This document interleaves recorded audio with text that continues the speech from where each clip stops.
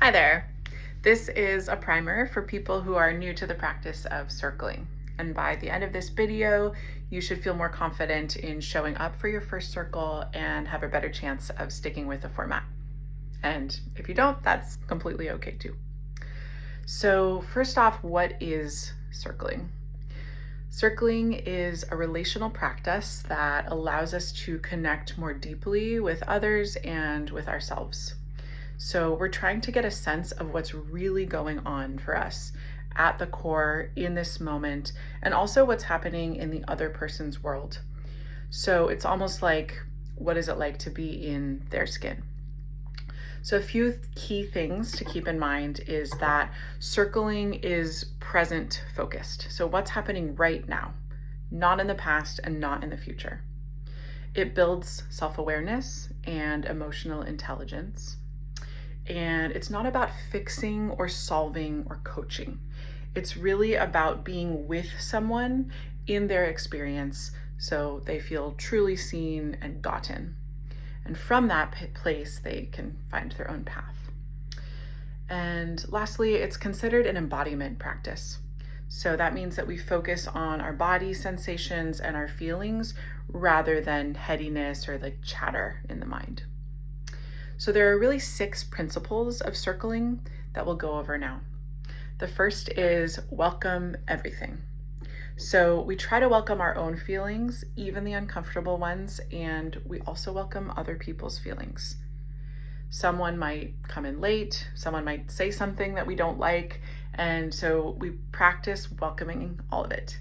And the good news for you is that if you make mistakes, then the people around you get to welcome that too. Second, assume nothing.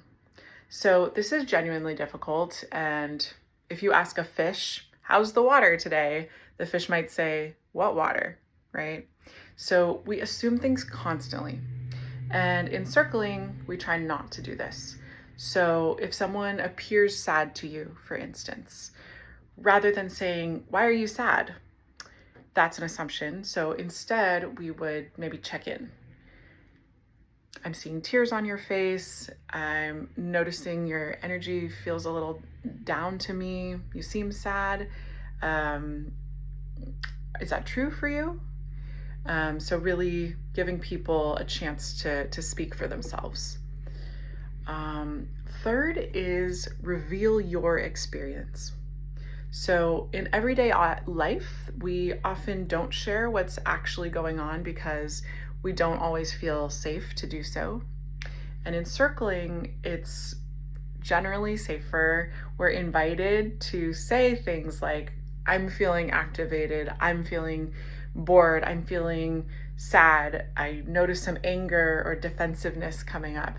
So all of that is fair game.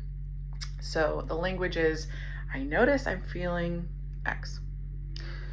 Fourth is stay curious. So the flip side of revealing your own experience is also getting curious about others. So what is it actually like to be the person that you're speaking with right now? Genuine questions are welcome, and we want to let curiosity lead you towards understanding the other person's world. Fifth is own your experience. So no one actually can make you feel anything. And that's kind of the premise here. No one is to blame for your feelings. So we practice using I statements. For instance, I notice this happening for me. I feel X when Y occurs. So your experience belongs to you. So I statements, really helpful. Number 6 is honor yourself and other. So honoring self means tending to your own needs. So if you need to use the bathroom, go. If someone's asking something really personal that you don't actually want to share, don't share. You can tell them that. If someone's in deep sadness and they might be on the edge of something actually, and so we want to weigh the impact on others and also take care of ourselves while we do that. Honoring other means don't rescue people. So the circle is generally a space that is for letting people experience the feelings that are organically arising. So we want to allow people to have their experiences. So say if someone's in deep sadness, they might be at the edge of a big realization, or they might be discovering that they can feel something very intensely and still be okay. Or they might want to practice asking for help themselves. So that's theirs to find. Now, the anatomy of a share. So one of the most useful things that you can learn before your first circle is how a well-formed share tends to be structured. It's not a rigid formula, so you can think of this more as like a helpful map that you can use, especially while you're starting out. So a share typically moves through 4 parts. The first part is an observation. So start with something that you can actually notice in your body, in the room, about a person that you're with. This should be as factual as possible, so no interpretation. Sensory data, very helpful here. So I notice that my shoulders are up around my ears, or I notice you've been quiet since you've arrived, like that. Second is the story I'm making. This is the meaning or the interpretation that you are layering onto that observation. So naming it as a story is really key here. It signals that you know that this is your construction, not objective truth. So it's one of the most powerful moves in circling because it separates fact from the narrative that we attach to it. So the story I'm making is that something happened to you that was really intense before you arrived, for instance. Third is feeling or body sensation. So what emotion or physical sensation arises with that story? So try to name a feeling as cleanly as you can, a single word is if possible, rather than a thought dressed up as a feeling. For instance, I feel like you're ignoring me is actually a story, not a feeling. Rather, I feel hurt. There's tightness in my chest. Those are feelings. And I notice a kind of worried tenderness in my chest. That's a feeling, a sensation. The fourth is desire, request, or question. So what do you want right now? What are you curious about? And this can be something you want from another person or something you want for yourself or simply a genuine question that you're holding. You don't always need to have one, but when you do, naming it clearly could be a gift to everyone else in the circle. For instance, I'm wondering if you would be willing to share what's present for you right now. So putting it all together with those 4 components, an example might be, I noticed that you've been a bit quiet since you've arrived, and the story that I'm making about that is that something tough happened before you got here. There's a worried kind of tenderness in my chest right now, and I'm wondering if you would be able to share what is present for you in this moment. So notice what that share does not do. It does not assume, it does not fix, it doesn't make the other person responsible for your feeling. It just offers an honest window. So that's the crux of circling. Okay, now a few do's and don'ts here.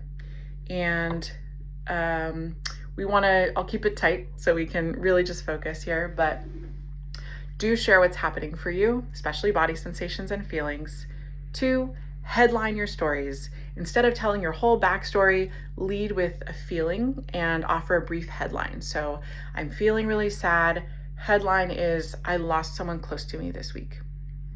So this keeps people in their hearts and not in their heads. 3, share your desires in the moment. So want to sit closer to someone, wishing things felt more alive or juicy, that's fair game. Desire, name it. 4 is be with another person's feelings.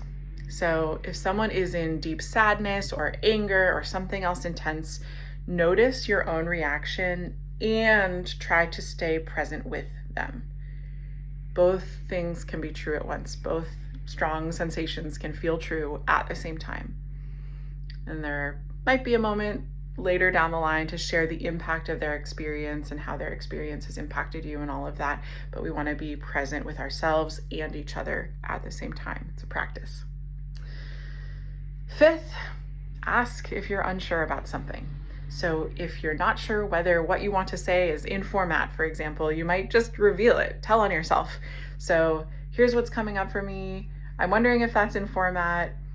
I'm feeling sheepish and embarrassed, but I don't know how to do this yet, right? Totally fine. And sixth is have fun. That's totally allowed.